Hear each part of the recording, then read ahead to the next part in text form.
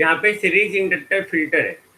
सबसे पहले हम लोग रेक्टिफायर में क्या देते हैं, एसी इनपुट देते हैं, ऑल ऑफ यू नो। नहीं, इसमें जो हम लोग इनपुट दे रहे हैं वो हम लोग एसी इनपुट दे रहे हैं, जो प्योर साइनसॉइडल इनपुट है ना, एसी इनपुट। इससे जो आउटपुट आएगा वो आउटपुट क्या आएगा, वो एसी प्लस डीसी दोनों आएगा। नहीं, ये जो भी आएगा वो एसी प्लस डीसी दोनों आएगा, that is pulsating DC. Okay, अब इसके साथ मैंने क्या कहा था कि जो फिल्टर को हम लोग लगाते हैं वो रेक्टिफायर और लोड के बीच में लगाते हैं। ओके, तो ये हमारा रेक्टिफायर हो गया। ओके, इसके बीच में हम लोग जो है एक फिल्टर को यहाँ पे सीरीज इंडक्टिव फिल्टर जिसको कहे हैं, सीरीज में लगा के हम लोग यहाँ पे एक लोड लगाते हैं। लोड के रूप में यहाँ पे मान लेते हैं ये RL है ना, दिस। ओके, आप इसको इस तरह से दिखा सकते हैं और अच्छे से।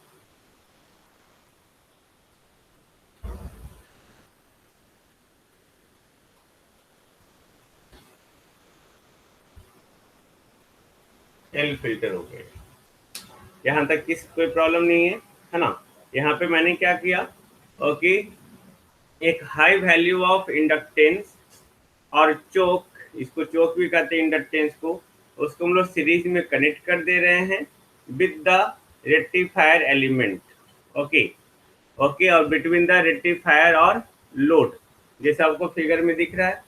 ओके, नाउ अब हम लोग ने क्या बात किया, for the proper filtering, for the proper filtering, की फिल्टर अच्छे से हो पाए उसके लिए इंडक्टर का जो वैल्यू हम लोग सिलेक्ट करना चाहिए वो इस तरह से सिलेक्ट होना चाहिए। अब ऑफकोर्स इंडक्टर हुआ तो प्योर इंडक्टर तो होगा नहीं, है ना, प्योर इंडक्टर तो होगा नहीं, फिर भी हम लोग यहाँ पे इंडक्टर का जो है हम लोग वैल्यू उसके रिएक्टेंस का ऐसा वैल्यू हम लोग सिलेक्ट करते हैं सो डैट, याद रखेंगे this is very important. Okay, इसके कॉरस्पॉन्डिंग जो एक्सेल हो वो लोड से इसका वैल्यू ज्यादा हो, यानी कि XL must be greater than the load resistance. Okay, अगर आप देखेंगे यहाँ पे in the case of half wave rectifier, okay, half wave rectifier में आपको याद होगा हाफ वेव रेक्टिफायर में जो है फ्रीक्वेंसी रेक्टिफायर का आउटपुट क्या आता है, सेम सेम फ्रीक्वेंसी आता है ना। अगर यहाँ पे ओमेगा नॉट या एफ नॉट फ्रीक्वेंसी होगा तो अगर हाफ वेव हो तो इसका फ्रीक्वेंसी एफ नॉट ही आ रहा था। जस्ट रिमेंबर, रेक्टिफायर से आउटपुट फ्रीक्वेंसी क्या आ रहा था, सेम फ्रीक्वेंसी ना, डिफरेंस याद है ना, इन द लास्ट क्लास मैंने बात किया था, just tell me please. Okay, तो यहाँ पे सेम फ्रीक्वेंसी, यानी कि हाफ वेव रेक्टिफायर हुआ तो omega naught L that must be greater then RL। अगर फुल वेव रेक्टिफायर हुआ तो इसका फ्रीक्वेंसी एफ नॉट या ओमेगा नॉट है तो उससे भी इसका फ्रीक्वेंसी क्या होगा, 2f not, 2 times of the frequency obtained होता है। Just remember please, right. Okay, तो यानी कि हमारा फुल वेव रेक्टिफायर में जो होगा एक्सेल वो क्या होगा, 2 omega naught L and it should be greater than R, है ना। यानी कि हम लोग जो है इंडक्टर का ऐसा वैल्यू सेलेक्ट करेंगे सो डैट कि उसका वैल्यू हमेशा लोड रेजिस्टेंस से क्या होना चाहिए, ज्यादा होना चाहिए। क्लियर। नो, यहाँ पे जो रेक्टिफायर का आउटपुट वोल्टेज है वो आउटपुट वोल्टेज क्या है, वो पल्सेटिंग वोल्टेज है। पल्सेटिंग वोल्टेज है यानी कि वो एसी और डीसी कंपोनेंट का कॉम्बिनेशन हम लोग देख रहे हैं ना, यहाँ पे एसी और डीसी का कॉम्बिनेशन है, पल्सेटिंग डीसी है हमारे पास। अब एक्सेल जो है वो एक्सेल का वैल्यू जो है लोड रेजिस्टेंस से बहुत ज्यादा है, देन तो जो भी एसी कंपोनेंट अपीयर होगा, जो भी एसी कंपोनेंट आ रहा है रेक्टिफायर से आउटपुट हमारा, वो एसी कंपोनेंट ऑलमोस्ट जो है इंडक्टर के क्रॉस अपीयर हो जाएगा। अब सोचो यहाँ से एसी और डीसी दोनों पास कर रहा है तो एसी जो है यहाँ पे VAC इसके क्रॉस आएगा, VAC इसके क्रॉस आएगा, क्योंकि मैंने आपको दिखाया कि अगर L का वैल्यू है, L का वैल्यू हाई है तो एक्सेल का कॉरस्पॉन्डिंग वैल्यू हाई है, तो यहाँ पे ले भी रहे हैं हम लोग लोड रेजिस्टेंस से ज्यादा हम लोग एक्सेल का वैल्यू ले रहे हैं। तो यहाँ पे इंडक्टर जो है मैंने अभी जस्ट देखा है आपको कि वो हाई रिएक्टेंस की तरह बिहेव कर रहा है, तो जितना ज्यादा हाई रिएक्टेंस होगा, ओके, तो V equal to I XL. Okay, अगर ये ज्यादा हुआ तो उसके कॉरस्पॉन्डिंग ये भी ज्यादा होगा, तो ये ज्यादा क्या होगा? ओके, एक्सेल एसी के लिए हाई रिएक्टेंस है ना, डीसी के लिए ये क्या है? डीसी के लिए जीरो। तो डीसी के लिए जीरो है, यानी कि यहाँ से ज्यादा से ज्यादा एसी कंपोनेंट जो है इंडक्टर के क्रॉस अपियर हो जाएगा। ऑल ऑफ यू एग्री और नॉट? ज्यादा से ज्यादा जो है इंडक्टर के, ज्यादा से ज्यादा एसी कंपोनेंट जो है आपका इंडक्टर के क्रॉस अपियर हो जाएगा, है ना। और नेग्लिजिबल आपका जो है बहुत कम अमाउंट में जो है आपका लोड के पास पहुंचेगा क्या? AC component. तो डिपेंड करता है, इसलिए हम लोग बात किए कि एल का वैल्यू जितना ज्यादा होगा उतना ही ज्यादा एक्सेल का वैल्यू होगा, और जितना ज्यादा एक्सेल का वैल्यू होगा उतना ज्यादा एसी कंपोनेंट उसके क्रॉस आएगा। यहाँ पे एसी प्लस डीसी दोनों कंपोनेंट है, तो एसी कंपोनेंट यहाँ आ गया और ये डीसी को इजीली पास कर देगा, तो डीसी कंपोनेंट यहाँ पे आएगा। Got it? यानी कि DC component appears fully across the RL. Okay, क्योंकि इंडक्टर जो है डीसी के लिए कैसा बिहेव कर रहा है? Just write in the chat. Inductor जो है डीसी के लिए शॉर्ट सर्किट की तरह बिहेव कर रहा है, और एसी के लिए जो है हाई रिएक्टेंस की तरह बिहेव कर रहा है। क्लियर है ना? अब हम लोग इसका एनालिसिस करते हैं। यहाँ तक कोई प्रॉब्लम नहीं है ना? आपको यहीं तक अच्छे से समझना है? यहाँ तक no problem? Tell me no. Okay, अब हम लोग इसका मैथमेटिकल एनालिसिस करते हैं। तो जब हम लोग इसका मैथमेटिकल एनालिसिस करेंगे तो यहाँ पे फॉरियर सीरीज का कॉम्बिनेशन होता है, जो पावर इलेक्ट्रॉनिक्स का भी यहाँ पे बात होता है। ओके, मैथमेटिकल एनालिसिस करने में इसका इक्विवेलेंट एसी सर्किट ड्रॉ कर रहे हैं। अब ये देखिए, ये हमारा एसी था, सॉरी इंडक्टर था, ये आरएल, ये एल, और यहाँ पे जो है एसी और डीसी दोनों कंपोनेंट आएगा। तो ये हमारा एसी कंपोनेंट वीएसी, और ये हमारा डीसी कंपोनेंट वीडीसी। क्लियर है ना? सर्किट ये है ना हमारा? टेल मी, सर्किट में कोई प्रॉब्लम नहीं है ना? ये AC DC, AC DC L और आरएल सर्किट हमारा फिल्टर का ही है ना? ना, ये सीरीज एल फिल्टर है। तो यहाँ पे जो हम लोग का रेक्टिफाइड आउटपुट है, जो भी रेक्टिफाइड आउटपुट आ रहा है वोल्टेज का, है ना, वो फॉरियर सीरीज के द्वारा आता है। तो यहाँ पे आपको या तो याद रखना होगा, ये मैं आपको एक्स्ट्रा नॉलेज के लिए बता रहा हूँ, that is not so important for your semester examination, but knowledge होना चाहिए, है ना। तो नॉलेज होना चाहिए। तो जो भी रेक्टिफाइड आउटपुट वोल्टेज आ रहा है, आपको पता है कि जो रेक्टिफाइड वोल्टेज आ रहा है, रेक्टिफाइड आउटपुट आ रहा है, उसमें एसी कंपोनेंट और डीसी कंपोनेंट दोनों, है ना। तो एसी कंपोनेंट और डीसी कंपोनेंट ये फॉरियर सीरीज के एक्सपेंशन के कारण आ रहा है। तो यहाँ पे जो भी हमारा भी हमारा जो आ रहा है आउटपुट, है ना, जो भी आउटपुट आ रहा है वो रेक्टिफाइड आउटपुट जो आ रहा है, RECT मतलब रेक्टिफाइड। ओके, उसमें जो डीसी कंपोनेंट आएगा आपको याद होगा, ओके, 2Vm पाई आ रहा है। डीसी यानी कि एवरेज वैल्यू याद है आपको? 2Vm बाई पाई। और बाकी जो आगे आएगा AC component 4Vm by 3 pi cos 3 omega T, plus इसी तरह का जो है आपका आगे कंपोनेंट बनते जाएगा, है ना, प्लस नहीं minus 4Vm by 15 pi cos 5 omega T, ये आगे कंपोनेंट पर, ये सब सारा एसी कंपोनेंट। ओके, जो फॉरियर सीरीज से मिलता है। तो यहाँ पे एसी और डीसी दोनों कंपोनेंट, है ना, यहाँ पे ये डीसी प्लस एसी कंपोनेंट दोनों। तो यहाँ पे डीसी कंपोनेंट में क्या है, VDC equal to 2Vm by pi. Okay, और एसी कंपोनेंट अगर हम लोग लिखना चाहें cos 2 omega t, sorry cos 2 omega t cos 4 omega t, है ना। अगर हम एसी कंपोनेंट लिखना चाहें तो 4Vm by 3 pi cos 2 omega T plus 4Vm by 15 pi cos 4 omega T, like that. ये हमारा एसी और डीसी दोनों कंपोनेंट हो गए। अब आगे जाके हम लोग हायर हार्मोनिक्स पढ़ते हैं। हार्मोनिक्स मैंने आपको बताया था, हार्मोनिक्स ओके, हार्मोनिक्स होता क्या है, आपने साउंड में भी पढ़ा होगा, +2 में भी पढ़ा होगा। Okay, first harmonics, second harmonics, third harmonics. Okay, तो हार्मोनिक्स मतलब सिंपल क्या, integral multiple of the fundamental frequency और नथिंग। इंटीग्रल मल्टीपल यानी कि यहाँ पे एन का वैल्यू जो है कुछ भी हो सकता है, 1 2 3 4 5 6 7 8, पॉजिटिव इंटीग्रल है ना, नेगेटिव नहीं। फ्रीक्वेंसी है तो नेगेटिव कभी होगा नहीं, तो पॉजिटिव इंटीग्रल मल्टीपल। तो हार्मोनिक्स इसी को कहते हैं, मैथमेटिकल एनालिसिस यही है। आपको आगे जाके बहुत बार हार्मोनिक्स मिलेगा। तो फॉर द हायर हार्मोनिक्स, तो हायर हार्मोनिक्स कहने का मतलब क्या हो गया, हायर हार्मोनिक्स यानी कि जैसे हम लोग हायर हार्मोनिक्स बोल रहे हैं, यानी कि फ्रीक्वेंसी हम लोग बढ़ा रहे हैं, नहीं। फॉर द हायर, कहीं भी अगर हायर हार्मोनिक्स बात होता है, स्टूडेंट लोग बहुत कंफ्यूज होते हैं। इन the case of electrical electronics engineering जो है, आप देखेंगे जैसे हार्मोनिक्स आया वैसे लोग डर जाते हैं, बट यहाँ पे कुछ भी बात नहीं है। यहाँ पे जैसे ही आप हायर हार्मोनिक्स का बात कर रहे हैं, तो हायर हार्मोनिक्स यानी कि higher frequency.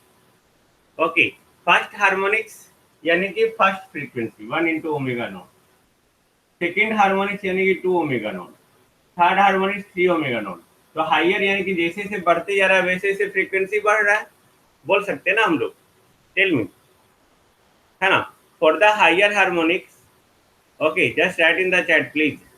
Okay, for the higher harmonics, okay, यानी कि हायर हार्मोनिक्स यानी कि फ्रीक्वेंसी इंक्रीज कर रहा है। जब फ्रीक्वेंसी इंक्रीज कर रहा है तो उसके कॉरस्पॉन्डिंग जो इंडक्टर का रिएक्टेंस होगा वो बढ़ेगा या घटेगा, टेल मी। यानी कि एक्सेल का वैल्यू जो है वो घटेगा या बढ़ेगा, एक्सेल का वैल्यू जो है वो बढ़ेगा या घटेगा, बढ़ेगा।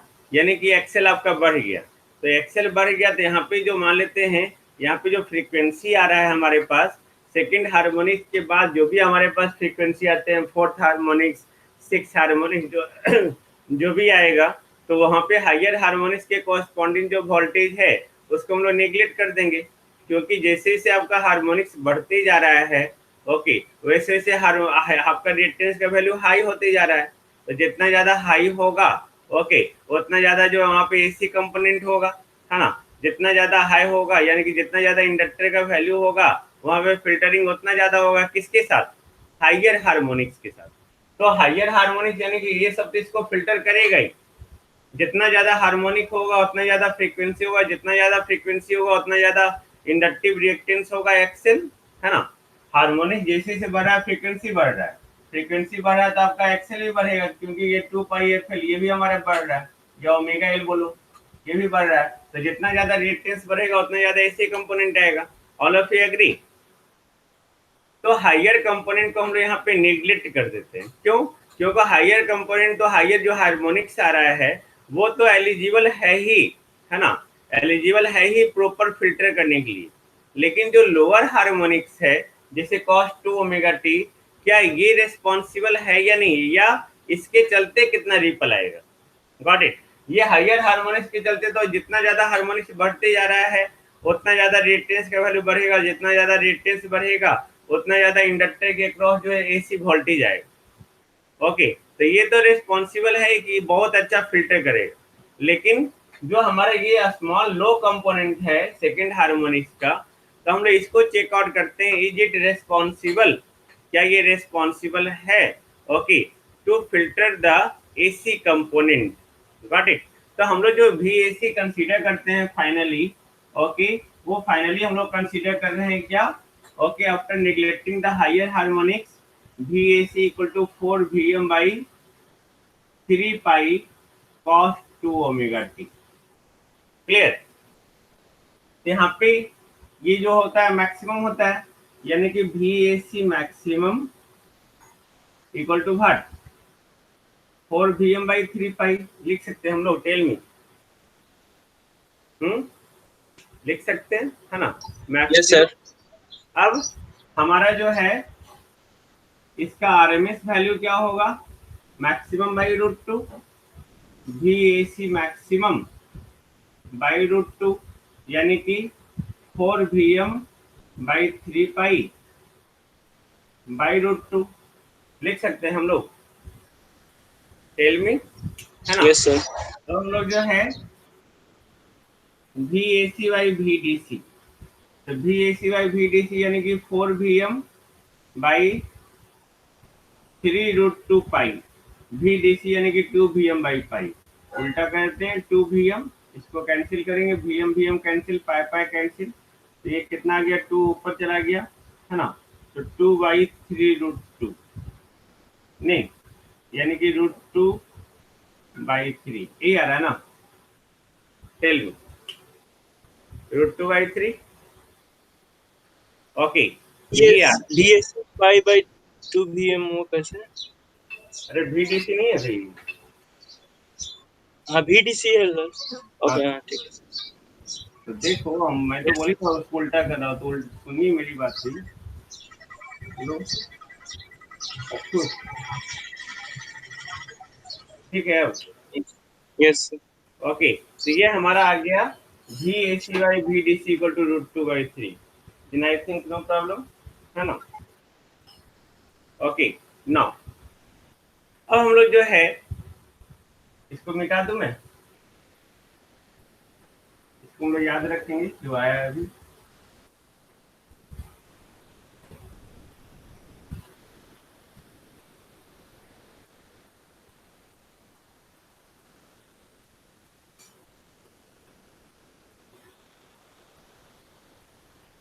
We A C equal to I A C Z लिख सकते हैं, I A C into Z, Z का वैल्यू जो भी हो हमारा, जेड का वैल्यू यहाँ पे सर्किट के लिए क्या होगा, जेड इक्वल टू होगा RL प्लस जे एक्सएल, यही होगा ना, यहाँ से यहाँ तक जेड है ना। ओके, तो RL प्लस जे एक्सएल, यानी कि इसका मैग्नीट्यूड अगर हम लोग लिखेंगे तो I H C under root RL square plus XL square लिख सकते हैं हम लोग, टेल मी, यानी कि आई ए सी इक्वल टू जो है V A C by under root RL square plus XL square लिख सकते हैं, हम्म, लिख सकते हैं ना। ओके, वी डी सी, तो V D C equal to I D C into RL लिख सकते हैं, क्योंकि डीसी तो सारा यहाँ पे आ रहा है इसके क्रॉस, ये तो अपोज ही नहीं कर रहा है भाई डीसी को, तो सारा डीसी यस सर। रहेगा ना। ओके, तो I D C equal to V D C by RL, okay, I think no problem, नहीं ना, हम्म, नो। अब ripple equal to I A C by I D C, I A C V A C by under root RL square plus XL square and I D C equal to V D C by RL लिख सकते हैं, ripple, है ना, यानी कि हम लोग लिख सकते हैं equal to V A C by V D C into RL by under root RL square plus XL square लिख सकते हैं, बोलो। अब हम लोग यहाँ पे जो है एक्सएल का वैल्यू जो RL से बहुत ज्यादा माने हुए हैं, इस RL को हम लोग नेग्लेक्ट कर सकते हैं, हम लोग यही माने हुए ना, एक्सएल का वैल्यू जो है RL से बहुत ज्यादा है हमारा, है ना। ओके, तो इस सर RL नेगलेक्ट हो जाएगा। क्या, RL नेगलेक्ट हो जाएगा सर नीचे वाला। हाँ हाँ, RL RL स्क्वायर। ठीक, ठीक है, ठीक है, RL हमारा नेग्लेक्ट हो गया, देन ये क्या हो गया, V A C by V D C, V A C D C का वैल्यू क्या आया था हमारा, ओके, अभी जस्ट हम लोग लाए थे, है ना, root root two by root three, 2/3। Okay, now RL by XL, ये हो गया रिपल, ध्यान से देखेंगे अब, ओके, अब ये जो रिपल हुआ हमारा by equal to √2/3 RL 2 pi FL, है ना, √2 cancel, then y equal to RL by, इसको लिख सकते हैं 3√2 FL, एल, ये आपको याद रखना होगा for the L series filter. Okay, this one.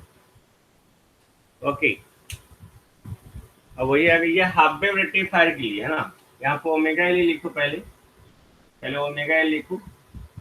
तो ओमेगा एल यहाँ पे पहले हम लोग एक एक करके देख लेते हैं for half wave rectifier.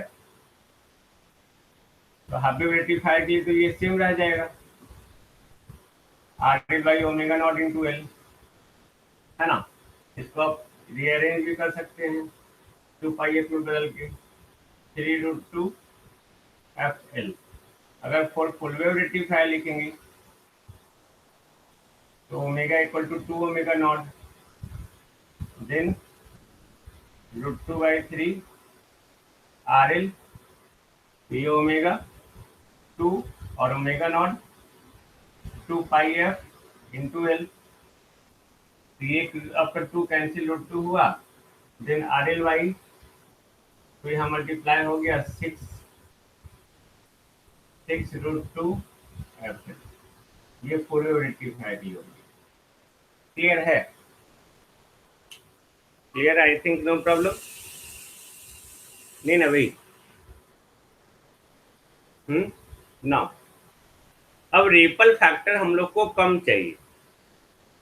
Okay, to obtain the smaller ripple factor, तो जो इंडक्टर फिल्टर हम इस्तेमाल कर रहे हैं उसके साथ लोड रेसिस्टेंस का वैल्यू जितना कम होगा, आरएल का वैल्यू, ओके, लोड रेसिस्टेंस जितना कम होगा, ओके, उतना कम रिपल होगा। एग्री और नॉट? जितना कम आपका लोड रेसिस्टेंस होगा उतना कम रिपल होगा। यानी कि इससे एक चीज क्लियर हो गया कि हम लोग यहाँ पे लो वैल्यू ऑफ लोड के लिए जो है हम लोग सीरीज इंडक्टर फिल्टर लगाएंगे, हाई वैल्यू ऑफ लोड के लिए नहीं, क्योंकि जितना ज्यादा लोड होगा, ओके, उतना ज्यादा आपका जो है क्या हो जाएगा, रिपल हो जाएगा, है ना। जितना ज्यादा लोड होगा आपका उतना ज्यादा रिपल होगा। हम लोग को रिपल कम ही करना है, तो रिपल कम करने के लिए ही हम लोग फिल्टर का इस्तेमाल कर रहे हैं।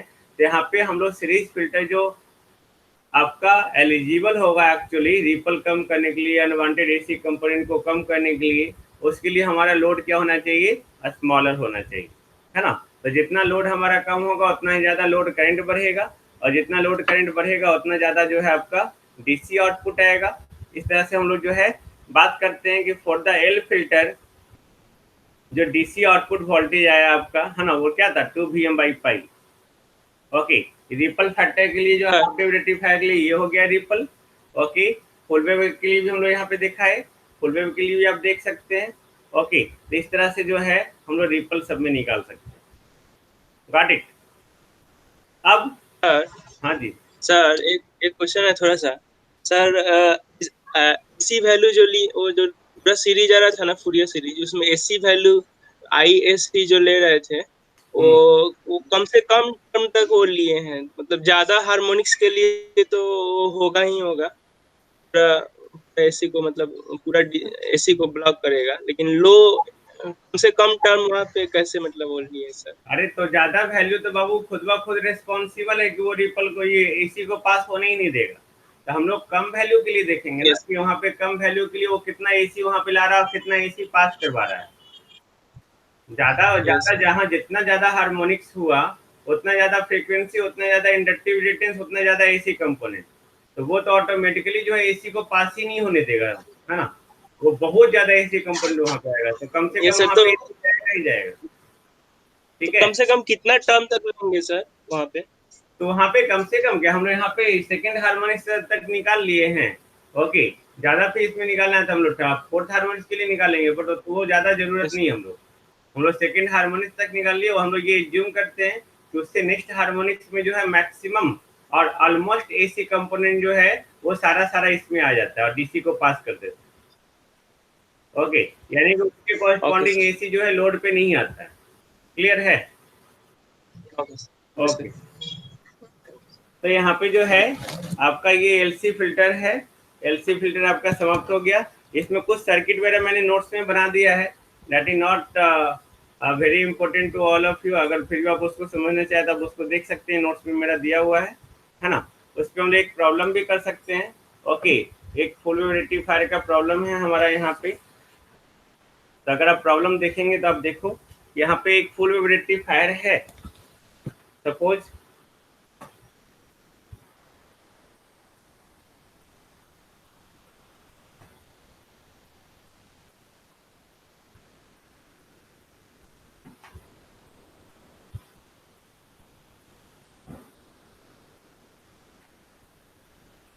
a full wave rectifier uses the center tapped transformer, है ना। सेंटर टैप ट्रांसफार्मर का रेटिंग जो दिया हुआ है 50-050, ये आपको देखो कहीं भी मिलेगा। इसका मतलब ये है कि जो सेंटर टैपिंग कर रहे हैं हम लोग, टैपिंग के ऊपर 50 वोल्ट, टैपिंग के नीचे 50 वोल्ट। क्लियर? ओके, तो इसका आरएमएस वैल्यू यानी कि कितना दिया हुआ है, वो 50 वोल्ट दिया हुआ है। अब यहाँ पे बोलता है and the diodes with the internal resistance of 20 ohm. Okay, अब यहाँ पे डायोड्स दिया हुआ है, इंटरनल रेजिस्टेंस 20 ओम का, आरएफ 20 ओम, इंडक्टर है 4 हेनरी का, ओके, और लोड रेजिस्टेंस जो दिया हुआ है वो 500 ओम है। ये सप्लाइंग फ्रीक्वेंसी जो है वो 50 हर्ट्ज है। ओके, एंड डीसी रेजिस्टेंस ये सब है आपका दिया हुआ, है ना। तो कैलकुलेट द, इसमें अगर रिपल निकालना हो तो आप रिपल निकाल लेंगे, सिंपल, है ना।